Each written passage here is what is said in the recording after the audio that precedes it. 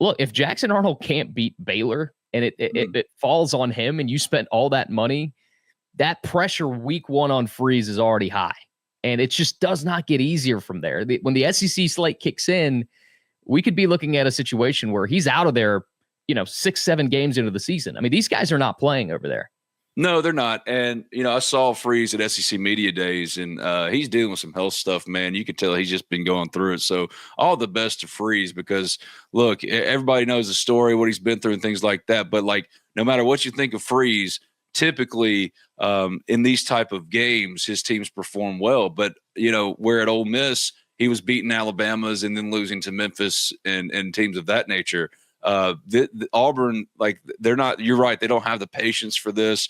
11-14 as a record through 3 years is just not going to cut it. And, a lot of that speaks to also what Auburn thinks it is comparatively. It's not the title winning team that it thinks it is. It is not the blue blood it thinks it is anymore. Honestly, teams like Ole Miss have passed Auburn in terms of overall production and wins and losses. I mean, since 2021, I think Ole Miss has the third most wins in the SEC behind only Georgia and Alabama. And yet any Auburn fan to a man would say, oh, no, Ole Miss is this. You know what I mean? Which it doesn't really register and it doesn't really compute when the math ain't mathing. So it's a huge game for a number of reasons, not the least of which, Freeze has to get off on the right foot because his nuts are in a vice right now. I mean, Auburn fans are out for blood and they're expecting that expectation never leaves at Auburn, regardless of whether you believe it's earned or not. I don't believe it's earned, but Auburn fans certainly do. And those are the only ones that matter. And when they overwhelmingly believe that every year they should be in the 10, 11 win national championship conversation, only winning 8, only winning 7, limping into seasons like you are this year just isn't going to cut it. But the thing is, I think this Auburn team could be potentially the best one Freeze has had at Auburn without a doubt, but a college football playoff contender if things fall right. I'm very bullish on what I think Jackson Arnold can be. I think Jackson Arnold, he was a 5-star quarterback coming out of high school. Everybody and their mother wanted him. It didn't work out at Oklahoma for a number of reasons, some of which weren't even the fault of Jackson Arnold. And I think the talent is an NFL quarterback. I think the talent, I would buy the talent before I would just dismiss him as a start over reclamation project at Auburn. I don't think that's the case at all. And he's got real weapons at Auburn to throw to. I mean, one of the best wide receiver cores in all of college football. I mean, Cam Coleman's an absolute stud, and Eric Singleton is a player that a lot of other SEC teams want to know. He went down the road with Ole Miss, for example, a player that they really they coming from Georgia Tech. That's set to be one of the leading wide receivers, I think, in the SEC this year. So. But clicking it in week one against a defensive head coach in Dave Aranda is going to be difficult. I expect it to be a close game. But just all of the criticisms and all of the things all the boxes we've put Hugh Freeze in apply in many ways to Dave Aranda in terms of winning. Now, he doesn't have the same kind of pressure from the Auburn, faithful that he does with Baylor faithful. He doesn't have the exact same, if you don't win, we're going to fire you here. But the wins and losses, the results themselves have not blown you over. They don't knock you over at Baylor, and they still have some question marks, not the least of which at quarterback. It'll be fascinating to see if Walker White gets in there, or Walter White gets in there against Auburn, his former team, and potentially leads a touchdown drive or leads a drive that helps Baylor claim this game. But Michael Trigg, old friend for Ole Miss fans, he's the starting tight end. He's really found his place at Auburn. But I don't know. Do you believe in Sawyer Robertson against this Auburn team? I don't necessarily think I do. I mean, who scares you about Baylor? I think it could be a slog of a game, to be honest with you, Sue. I think it could be one where two teams that don't quite know what they are, what they're going to be, just trying to figure some things out.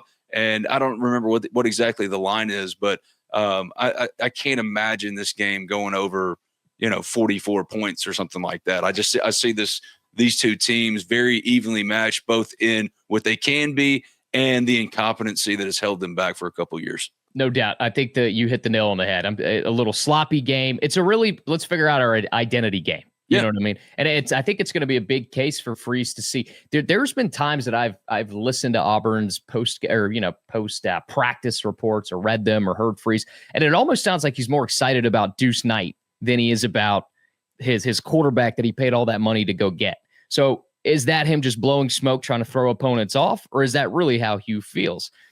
You would think that it's really how he feels based on the way we've seen him operate in the past. I'm also very intrigued to see how his entire play calling scheme works. All the good plays are going to be called by him, and all the, that's a joke. That's a joke. Don't take that. But also, it's like knowing Freeze like we do. Yeah. What a convoluted way to go about it, and also to absolve yourself of any and all blame. But the thing about Freeze, for better or worse, he's an oversharer, right?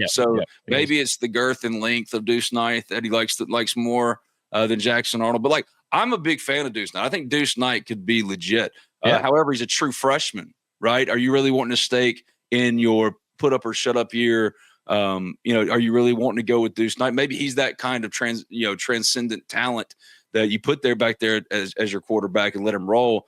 I don't necessarily know. I mean, I necessarily think so, but it's a different world, right? I mean, I think you're going to see a desperate Hugh Freeze this year, and a desperate Hugh Freeze can be dangerous, man. A desperate Hugh Freeze can win some games he's not supposed to. And if this team, if Jackson Arnold doesn't come out of the gates hot, if Jackson Arnold isn't, because yes, he was handpicked in the portal, but truly the handpicked quarterback for Hugh Freeze is Deuce Knight.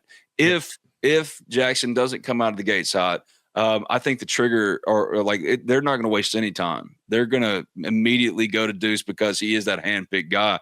But I just don't know if that bodes necessarily well for Hugh Freeze's longevity at Auburn, because riding with a true freshman in the SEC and a put up or shut up year, man, you're just asking to ride the roller coaster, right? So it's a fascinating game for what it could mean and what the win or the loss could mean for those head coaches, those respective head coaches. The losing coach, it's going to be hard to build back goodwill and faith over the course of the season unless it's going to be dealing with the crap that comes with being on that hot seat for weeks until there's more proof of concept, unless that one becomes a 5-1, right? That one loss is a part of a 5-1. I think for Freeze, if you start the season with a loss to Baylor, you almost got to beat Georgia when they come to the Plains. That's really what it comes down to. I don't disagree. And that's not going to set up well for you, right? Because I think Georgia's out for blood this year. No doubt about it. There is no doubt about that.